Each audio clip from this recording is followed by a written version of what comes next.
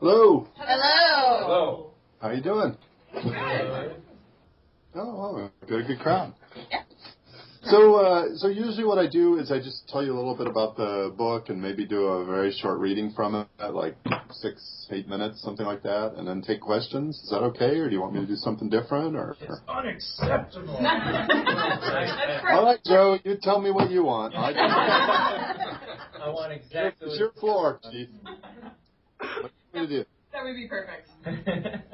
All right. So, Ashfall, the idea for Ashfall, I always get asked that question, so I just answer it right up front. Started in a library. I saw this book, Bill Bryson's A Short History of Nearly Everything, on display. And I checked it out because I thought, no way could this be a short history of nearly everything. And there's this big illustrated edition with all the nice pictures and stuff, but it's only 600 pages. I've read histories of the Revolutionary War alone that were 1,200. So I figured Bryson had missed a ton of stuff. And I checked it out because I was going to read it and write him a snarky letter about everything he missed. You can do that now. You can write snarky letters to authors. I know because I get some.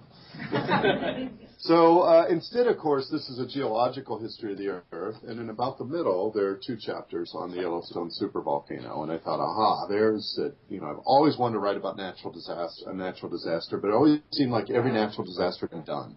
There are great books set in the aftermath of earthquakes or Plinian volcanoes or tsunamis, whatever you want to name.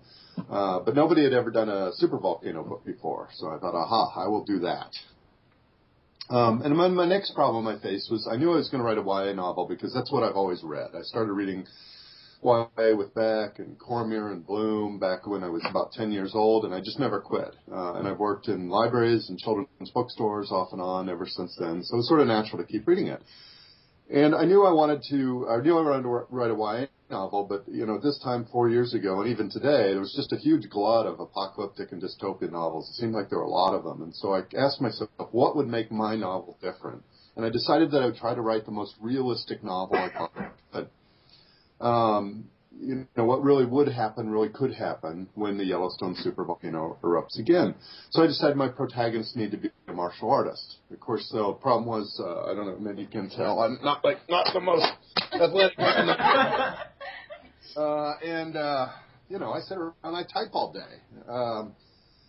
So I didn't know any martial arts at all, and I'm also not a geologist, so I was struggling, with this enormous pile of geology books, trying to learn enough geology to write the book right. And so instead I enrolled in Taekwondo, figured I'd take a couple of classes, learn enough to fake it. And instead I found I really enjoyed it, and I stuck with it, and got my black belt just before Ashfall came out last year. So now I do quite a bit of Taekwondo in my presentations. So, Ashfall is about Alex, a teenager struggling to survive and find his family. One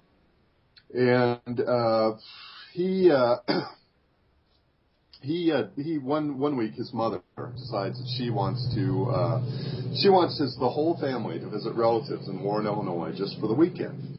But Alex doesn't want to go. He's got his friends, his bike, his game, everything he likes is in Cedar Falls. And the only thing on Warren where his mother wants to visit in Warren on his uncle's farm are goats, stinky goats. And so Alex whines and complains and talks his mother into letting him stay home alone just for the weekend. And of course, you all know what happens. The Yellowstone supervolcano erupts while he's home alone. And then, just to let you hear a little bit of it, I guess in the author's voice. Sorry. This is what happens to Alex when he's home alone. There was a rumble, almost too low to hear, and the house shook a little. An earthquake, maybe, although we never have earthquakes in Iowa. The power went out. I stood to open the curtains. I thought there might be enough light to read by, at least for a while. Then it happened. I heard a cracking noise, like the sound the hackberry tree in our backyard had made when Dad cut it down last year, but louder. A whole forest of hackberries breaking together. The floor tilted, and I fell across the suddenly angled room, my arms and legs flailing. I screamed, but couldn't hear myself over the noise. A boom, and then a whistling sound. Incoming artillery from a war movie, but played in reverse. My back hit the wall on the far side of the room, and the desk slid across the floor toward me. I ducked, wrapping myself into a ball, hands over the back of my neck, praying my desk wouldn't crush.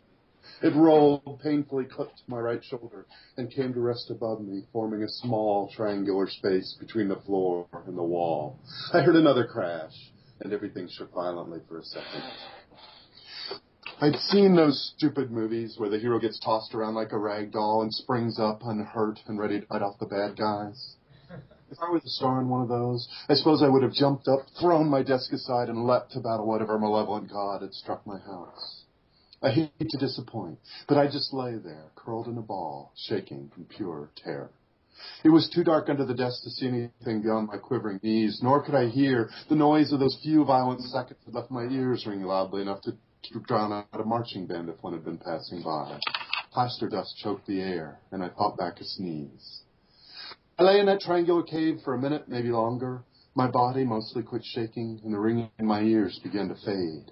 I poked my right shoulder gingerly. It felt swollen, and touching it hurt. I could move the arm a little, though, so I figured it wasn't broken. I might have lain there longer, checking my injuries, but I smelled something burning. So Alex is trapped in his house just fell on him, and the house is on fire. And that's just the first chapter. So I can talk more, usually in these talks, I can talk more about geology, about writing, about reading, about taekwondo, or about collectible Pez dispensers. It's all up to you. I got a question. Yeah, I think Brad's got a question. Were you aware that the book is a monomyth, like Joseph Campbell writes about? It's a hero cycle. Did you find that? Absolutely. And in fact, there's a student at the University of North Carolina, Charlotte, who was writing her master's thesis comparing Ashfall and Octavia Butler's The Parable of the Sower through the lens of Joseph Campbell's hero's journey. Wow. And I've been corresponding with her for a year now. Well, she's been working on this master's thesis, and she finally sent it to me a couple months ago, and I've been on tour ever since I got it, so I haven't had a chance to read it yet, but it sounds really interesting. I just have one more. Is there a movie possibility? Have you heard anything? Because, quite frankly, I think this is probably as good as anything that's out there. Hunger Games, you name it. Thank you. Well, yeah. Actually, it's not public yet. Just between us friends, there's a deal in place. I mean, we just aren't announcing it because it's not, the checks haven't arrived and been cashed and all that. It's a sort of thing. Yeah, you believe it when you cash the check, right? But E1 Entertainment and Sandor Pictures have agreed to option it, and they have a team of writers actually already. And they're in talks with Fox about turning it into like a TV series, something all over Lucia. Yeah. Yeah. Which I think would be totally cool. You know why? Why? They would mail checks to my house. Something's going on Fox for a change. Yeah. And then I wonder, would they film it around here? Yeah, would they? Oh, I don't know. It would be great if they Cannibals. We are in Dubuque. That's true. Yeah, and I've been to Dubuque. I live in Indianapolis, and originally the book was set in Indianapolis, and Alex and Darla were going to flee to Yellow Springs, Ohio, where my brother's farm is. Usually he's fair to people on the Skype, but not today. You guys must be friendlier than the normal group. We don't need cats.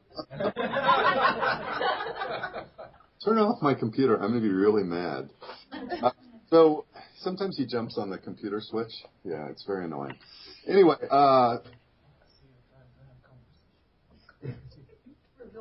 he's in the Skype cord. Good. That's. I'm sorry. You got to get that.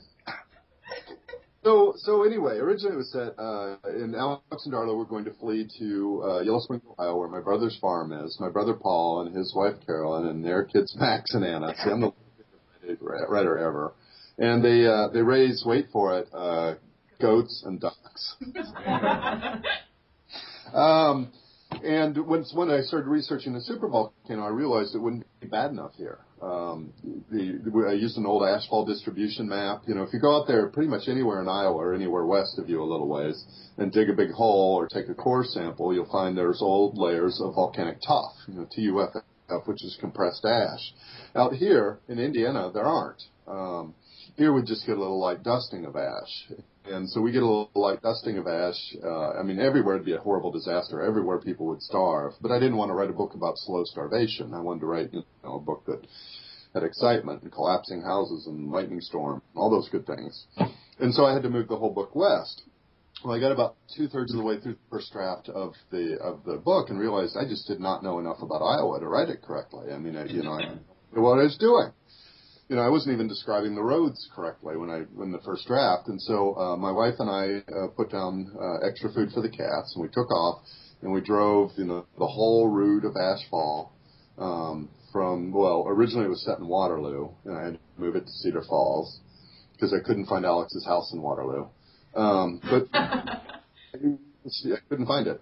But I found it right away in Cedar Falls. So we moved it to Cedar Falls. We drove that whole route. And then the second draft was very much informed by the time I've spent in Iowa. In fact, we've now been back to Iowa 3 times in the last 4 years, researching this book and the sequel, Ash and Winter. And it's so bad that my wife says if I'm going to, we both like Iowa, but she says if I'm going to spend all of her vacations taking her to Iowa, my next book will be set in either the Bahamas. Those are my 3 choices.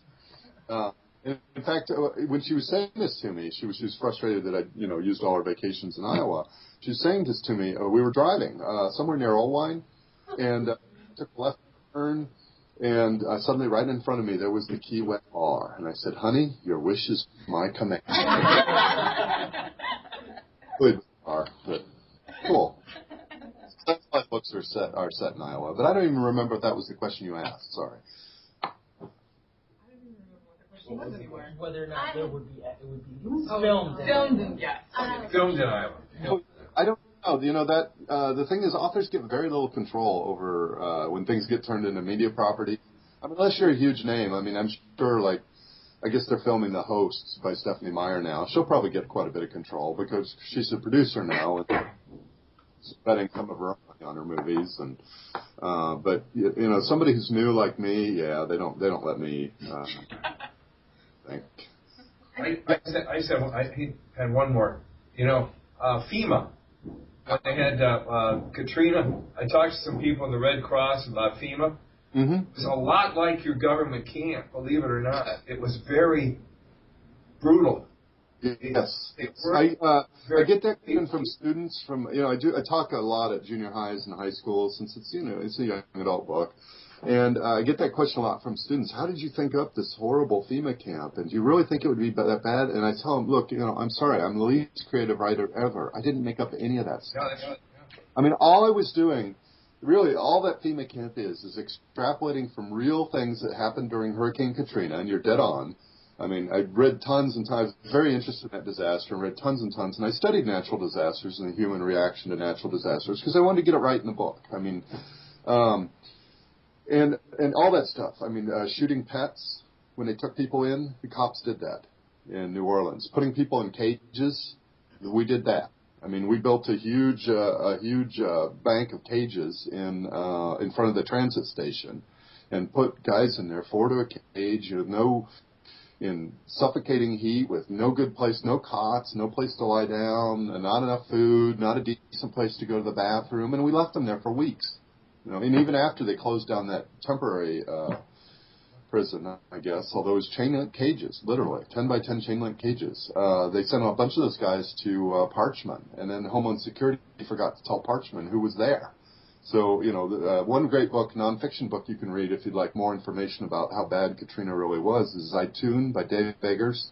Excellent book, amazing book. And so Zaytoon was this wealthy painting contractor who stayed behind to look after his properties. He owned 22 rental properties.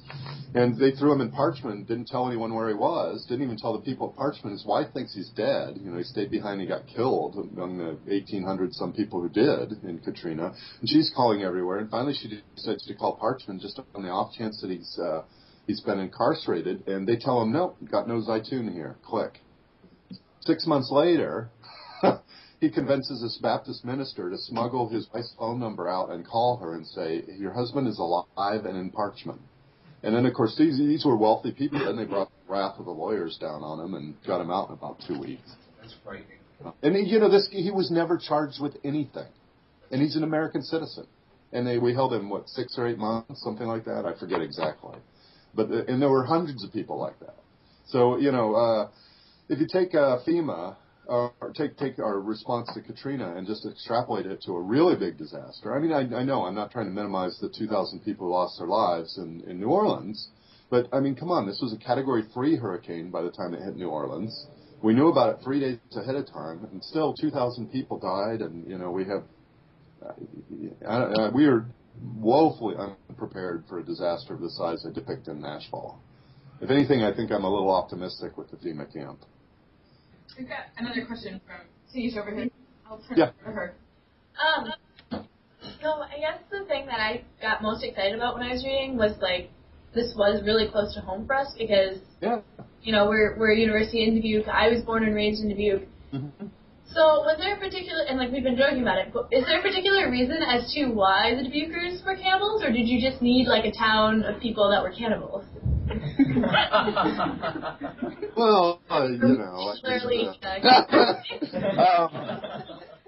no, not really. I mean, the people I stayed in Dubuque for, I've spent a couple of weeks in hotels there now, and people were all really nice and friendly. And I've spoken in your public library there, and they were really nice and friendly. So I guess I owe you an apology. I don't know. I think here's how I look at people after a disaster. Right. Most people, what they're willing to do to survive is very dependent on the situation they're in. And for most people, our morals are pretty flexible, depending on where you plop us down. There's a minority, something like 10%, who will behave altruistically no matter what, right? Really wonderful people. I'm not one of them. Most of you aren't one of them, right? And then there's an even smaller minority, something on the order of 2%, who will behave self-interestedly no matter what the situation is like. And initially, after a disaster and a complete collapse of governmental authority, I think those people have something of an edge, right? Because they can contemplate doing all sorts of things to survive that you and I might not, or at least initially, or it might take us some time to convince ourselves to. So yeah, I think I don't know. My publisher and I argue about this. She doesn't think people would descend to cannibalism as fast as I do, but I have a pretty pessimistic view of the human race, I guess. Even a pessimistic view of Iowans, despite the fact that y'all have treated me very nicely every time I've been there. So, sorry about that.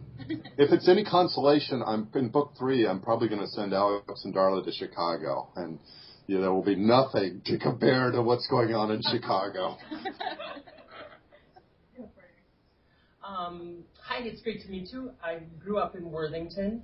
Oh, awesome. No, my husband and I oftentimes vacation. Do you like I considerably upgraded your library for my fiction? That was sweet. Yeah, your library it's only open, and I stopped and I talked to the what's she called, the secretary who works for the, I don't know. Anyway, but the real library is only open Saturdays and Wednesday nights when the senior center is open, and it's not a real.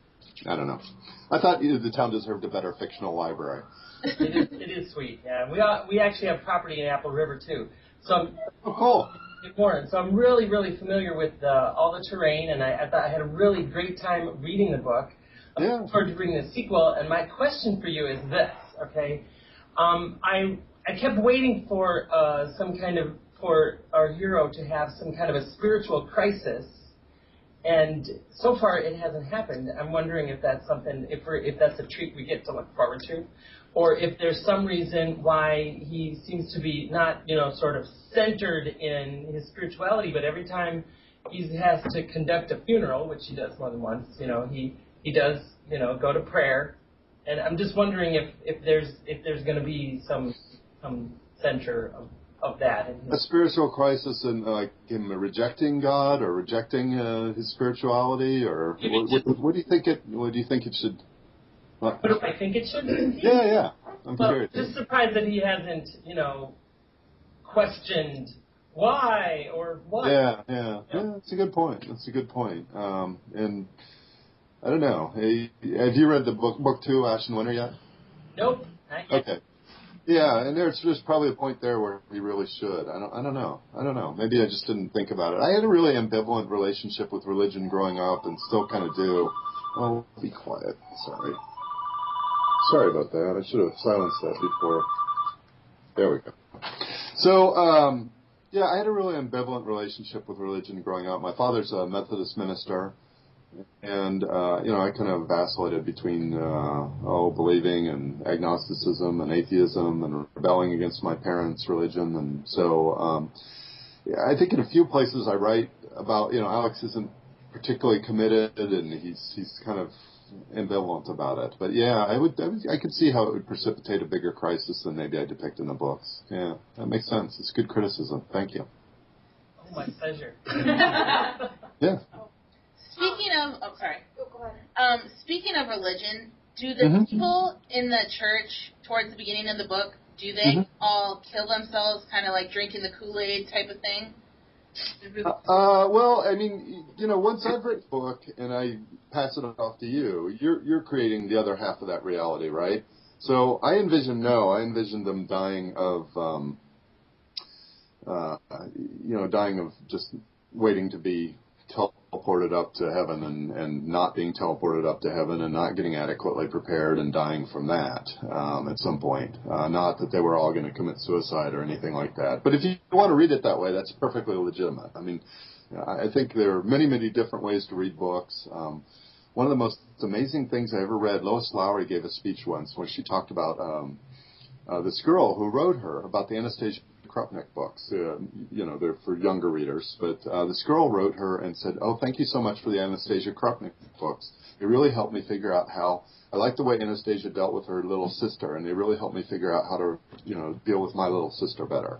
And of course, the whole point is there is no little sister in Anastasia Krupnik. She's an only child. But this kid took what she needed out of the book, and that's. Yeah, and I think that's perfectly okay. I mean, Lois Lowry was flattered by that, and I think that's perfectly okay and legitimate. So I'd never try to impose my own reading of my own work on any readers. I mean, your interpretation's just as valid as mine is. That kind of leads into my question. I'm a mental health counselor, and I used to do a lot of sex education. And I was wondering what made you decide to have your characters be sexually responsible and have discussions about condoms and things like that. Well, I mean, I am writing for a teenage audience, and I just feel like maybe I have some responsibility to that audience to be sort of the tendency in YA Lit right now is to avoid sexuality completely, sort of the way the Hunger Games does, if you will. We kiss a little bit, and I just didn't feel like that was particularly realistic, and I had made a commitment to myself at the beginning of the book to write a realistic book, no matter what, no matter where it took me. And luckily I found a publisher who's willing to publish it that way. But if I'm going to write a realistic book, and I'm going to write what I think really would happen between teens thrust into, any two people who are, come to love each other and are thrust into a situation that's that intense, then, I feel like I need to write about it with some responsibility. And I like the idea of, kind of flipping it on its head of the stereotypical, the stereotypical YA novel is a guy trying to get in girls' pants. And so I flip that around and play with the stereotype a little bit, the trope a little bit. So, yeah. And then why condoms? I mean, I just feel like it's important. And if I'm going to write about it, I want to write about it in a way that's responsible. I actually had a kid, I was speaking at Herscher High School a couple weeks ago, and a kid gets up and asks, so at the end of the, and in front of all his peers, this was amazing. So at the end of the book, when Alex and Darla are talking about reusing the condom, do they? And again, I've never been asked that, and it just about floored me. But, I think I just kind of put that in there as a joke. And so I said, the librarian's like, that is not a school-appropriate question. I mean, let him ask. It's totally good, because I feel a little guilty about it, because, it was just supposed to be a joke. And so what I said is, no, you should never, ever, ever reuse a condom. I didn't really answer the story question, but, Thank you. Well, yeah. Do what you can. I don't know. And I certainly don't mean to besmirch writers who write about sexuality without writing about that part of it, but I just feel for me personally it was important to if I was going to include sexuality, to show, responsibly. I noticed that Alex is growing in violence a little bit, though. He's knows his craft, his taekwondo, and now he's, you think as he grows, is he going to start growing more into this? Is he going to be more dispatching more people? When I started writing Ashfall, I really envisioned that Alex would become, would start out kind of naive and childish, and he does, and that he would become tougher and more cynical and less empathetic as I wrote the book, as he grew into the book. And really I found as I was writing, the opposite happened, right? Like that whole scene, chapters 37 and 38, where he meets the family on the road and tries to save the little girl and can't. I mean, that was never in any outline. I wrote that just kind of spur of the moment while I was visiting my uncle in Portland. It was, completely, I don't know what made me write that morning. But if anything, I found that Alex, even though he's forced to use violence in many places, I thought, became, and certainly your interpretation's okay too, if it's different, but I thought became more empathetic and more, even more kind than he started at the beginning. And I increasingly found Darla taking the kind of hardline role. Yeah. Because, in a novel you have to have conflict, you have to have people arguing. If they're just agreeing about everything, yawn, put you to sleep. So I had to have Darla be the foil for Alex's sort of increasing kindness and empathy. Yeah. And I think I continue with that. I mean, Alex does, actually both of them, I think, do kill people in book 2. Yeah, I think so. But if anything, I hope Alex comes through that even more empathetic and even more. I could feel his reluctance hitting people. I know he didn't want to do it. He was very good at it. And that's very much based on my own childhood. I had terrible childhood asthma. When I was 4, it almost killed me. And back then, the best for asthma as severe as what I had, all they had to treat was steroids. And so I was on steroids for most of my childhood. And roid rage, right? I literally grew up with something akin to that. I mean, I was just an incredibly violent, disruptive. I was a horrible child. And I was all constantly attempting to master my anger and this inner fury that was just, I just went around everywhere angry. And got in fist fights and all kinds of bad stuff I shouldn't have been doing. So I put a little bit of that into Alex. He has, I never got to take Taekwondo. I think my parents were probably scared of what would happen if they enrolled me in Taekwondo. But it actually probably would have helped me a lot. I mean, I find now that I'm doing it as an adult, and obviously I haven't taken steroids in, 25 years. It was childhood asthma, although it lasted until I was 30. I think if I had taken Taekwondo, it would have really helped with that. I mean, because the discipline and the focus and just the learning to relax and learning to and also just the physicality of taking that aggression out on a punching bag, I think would have really helped me as a kid. I really think they would have been wise to let me take martial arts as a kid. But anyway, I didn't. And so Alex has a lot of the same characteristics. He's been struggling with this inner rage, and I think a lot of kids and teenagers have quite a bit of anger issues to deal with. All his life, and Taekwondo has helped him master it. And he's come to this place. He had that incident in 6th grade where he kicked his sister's bully in the face, and got in all kinds of trouble. And but he's come to master it through Taekwondo. And then I put this kid who thinks he has this under control, who thinks he's got his head more or less together, in a situation where he has no choice but to use violence to survive, and that. It was a conscious effort, I guess, to do the absolute worst thing I possibly could to Alex, right? You have to be a real psycho to write novels, right? Really, I mean, you have to love your characters so much that you can empathize with them and write them realistically, write them so that the reader will fall in love with them and the reader will empathize with them. But you have to hate your characters so much that you're willing to find out what's the absolute worst thing, what's that character's number one fear, and then do it to them, right? So, I mean, all novelists are a little bit psychotic, you know. That's probably why you're Skyping and you don't want me to come visit you. Much safer this one. So in the first book, very much, you know, a lot of times I'm testing Alex in terms of his self-control, in terms of his mastery of his own propensity to violence. And then in book 2, you know, as I was planning it and thinking about it, I thought, you know, what's the most important thing to Alex in his life now? And it's really his relationship with Darla. And so I test the heck out of that, both in physical and emotional ways. You know, because I want to find out what will he do when that's taken away from him. I think we've got one more question in there. I have a question, Mike. I was wondering, what age group and gender does this book seem to appeal most to? You know, both my publisher and I recommend it for aged 14 and up. But the thing about YA novels is Bowker just did a study and found that 55% of the readers of YA novels now are adults. Yeah.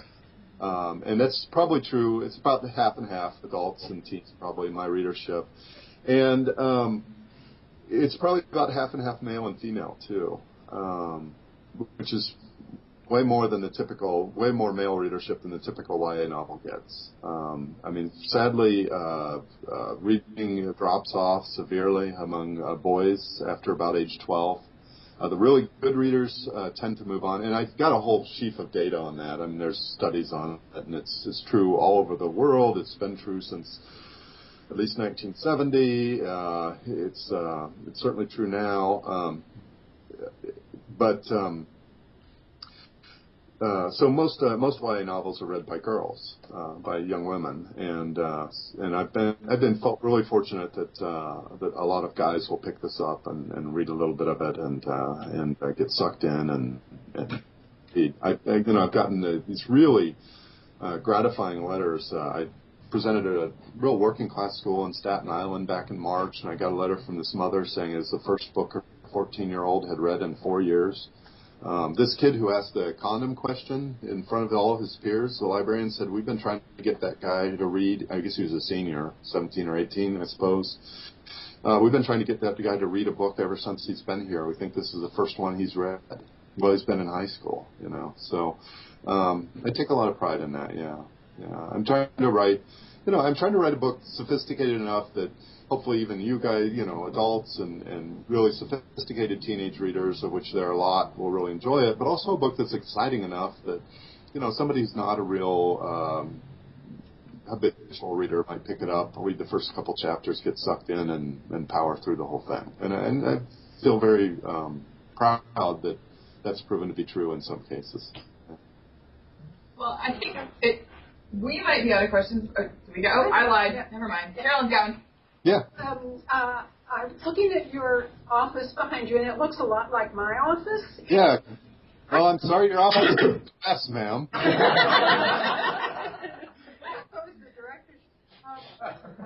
I'm wondering what your creative process is and how you work and what effect the environment you work in has on you, too, as you work. Yeah. Well, you know, I read a ton. Maybe you can tell from the book stack behind me. This stack. Let's see. Can you see that? That's my to be read pile. Oh my.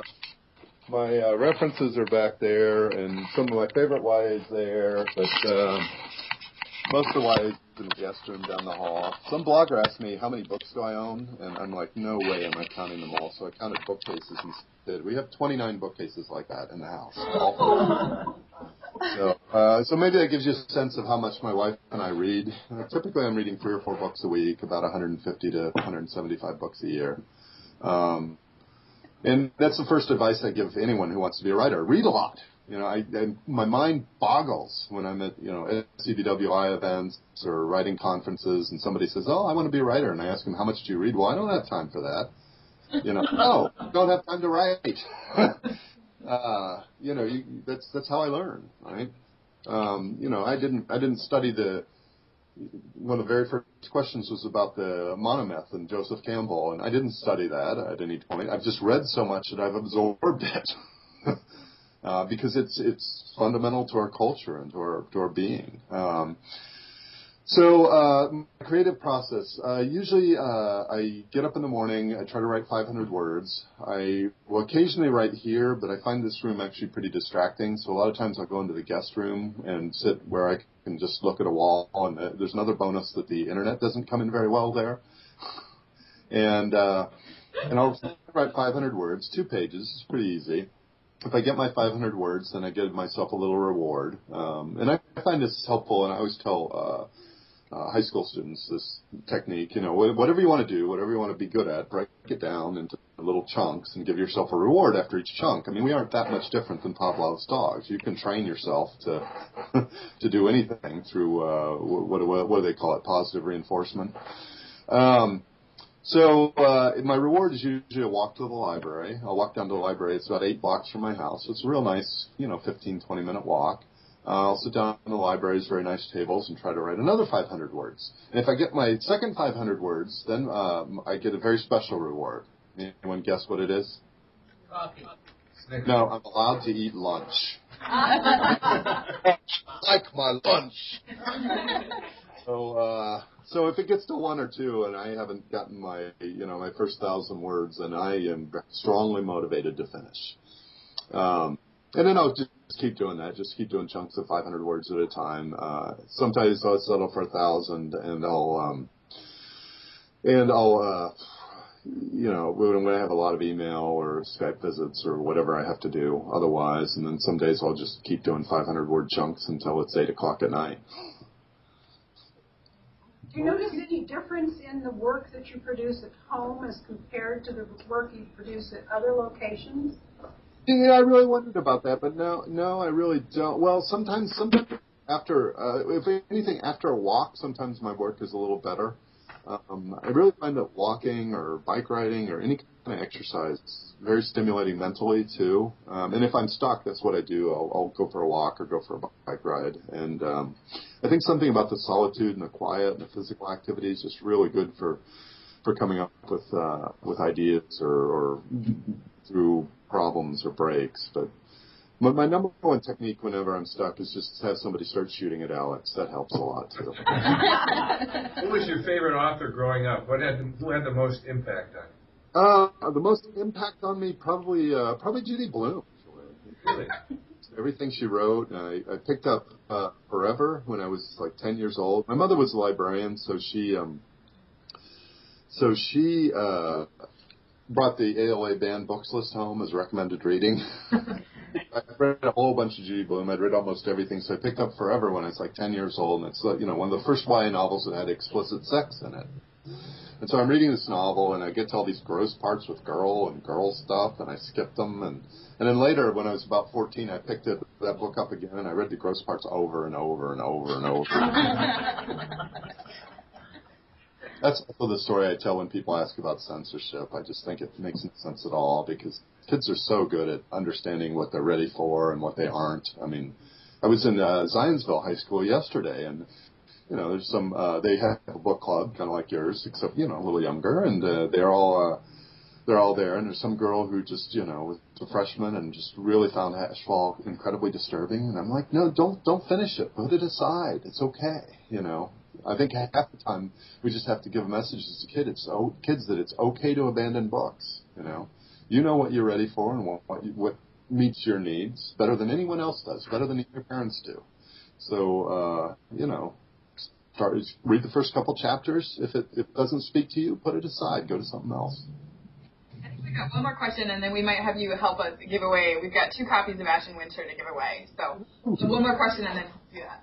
Okay, so it's kind of 2 questions, but I'll ask them at the same time and let you answer it at your leisure. Because I think of things as you're talking. So first of all, is it important to read a lot of nonfiction or just to read a lot when you're writing? And then the other part is, I have a friend who's participating in, I can't remember what the program's called, but it's it's throughout the month of November, and you write. NaNoWriMo. Yeah, you write a novel or whatever. Yeah. And I was wondering how you feel about that program. Okay, so what to read? Well, I mean, all I can say is what my own experience is. Do whatever works for you. I do feel passionate about reading, and it's very important for writers to read a lot.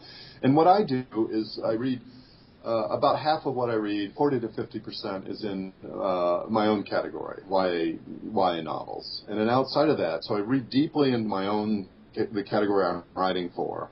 And then outside of that, I try to read very broadly. So I'm reading adult nonfiction, I'm reading poetry, I'm reading graphic novels, I'm reading middle grade work, I'm reading picture books, I'm reading adult science fiction and fantasy, everything. I mean, everything. So as widely as literary fiction, as widely as I possibly can. But, I may only read 4 or 5, say, adult mysteries or thrillers in a year, where I'm reading 50 or 60 YA novels. Right? Because I need to know my literature deeply and then have some breadth everywhere else. And that's, that's exactly like, reading this book. That's what gave me the idea for Ashfall. I mean, most of the ideas I have just come straight out of other books I've read. And then, what was this? The second question, NaNoWriMo. Oh, yeah. I tried it once. Yeah, because you're supposed to write a 50,000-word novel in a month, and I failed. I can't write that fast. I'm a slow writer. I mean, what can I say? I'm amazed by the people who can, but I can't do it. But no, I think it's awesome. I mean, a lot of kids get started writing. A lot of teenagers do NaNoWriMo and get started writing. And I gave a couple of talks, like preparing for your NaNoWriMo novel in libraries this summer, or last couple months. So I was down at the Greenwood Public Library doing a prepare for NaNoWriMo, and I just talked about how to set up your novel and different styles of novel writing, plotter versus pantser, and so on and so forth, and just get them an idea of how to get started. And so, yeah, I think it's great. Most of the NaNoWriMo novels are going to be, a few of them have been published, I think 50 or 60, and a few have even been very, very successful. I believe The Night Circus by Aaron Morgenstern started as a NaNoWriMo, and I know Julia Carr's work all started as NaNoWriMo novels. But for the most part, right, the thousands and thousands and tens of thousands of novels produced are going to be practice novels, drawer novels, right? Which is something every writer I know has drawer novels. We all had to practice. None of us are born writing well enough to get published. At least nobody I've ever met. And actually, if I did meet someone like that, it would make me a little bit queasy, I think. So it's great, and it gives lots of people lots of practice writing, and that's what you need to get started. Well, most of the people sitting around here have numbers on the back of their name cards. So we're going to have you pick 2 numbers between 1 and 12, right? Yeah. Between 1 and 12. 1 and 12. Yep. Okay. Let's see. 7 and 1. 7 and 1. Woo! All right. So 1 goes to Nisha and 1 goes to Danielle. I'll grab your cup. Hopefully without walking in front of the camera. Hey, Mike.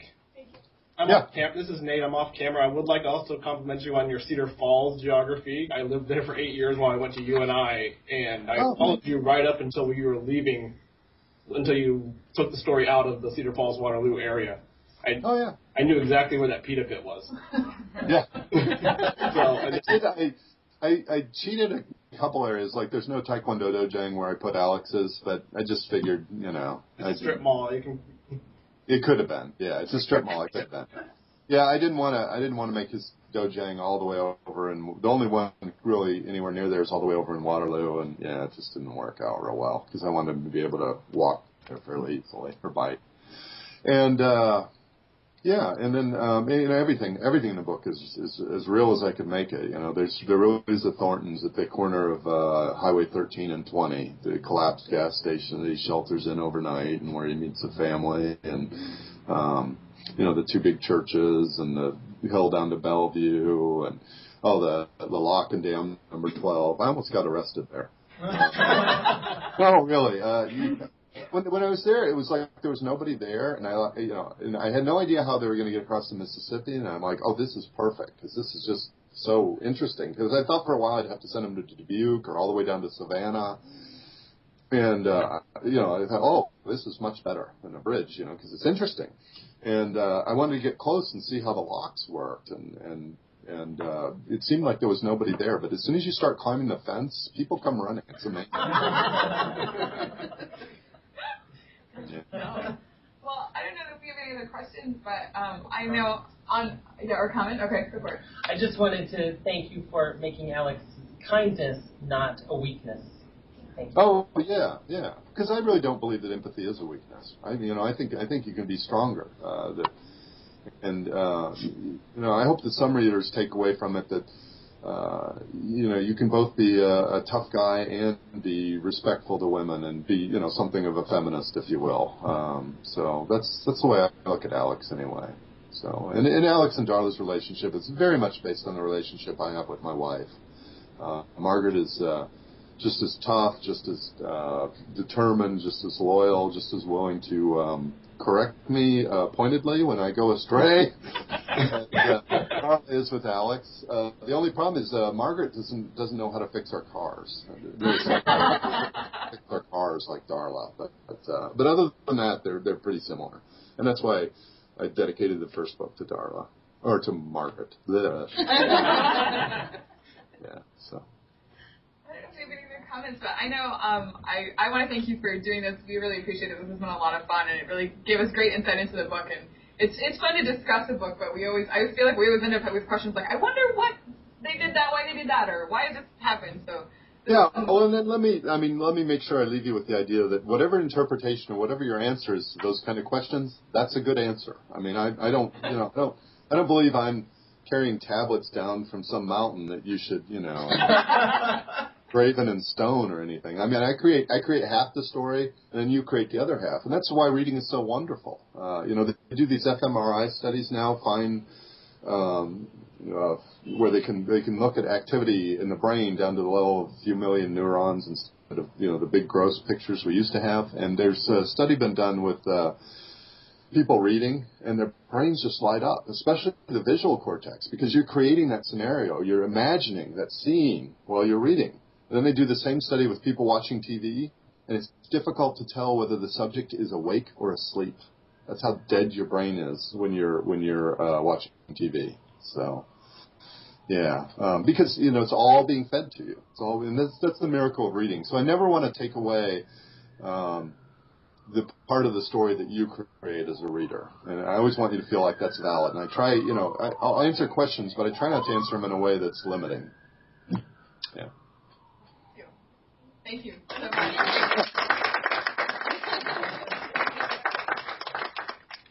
Well, have a great afternoon.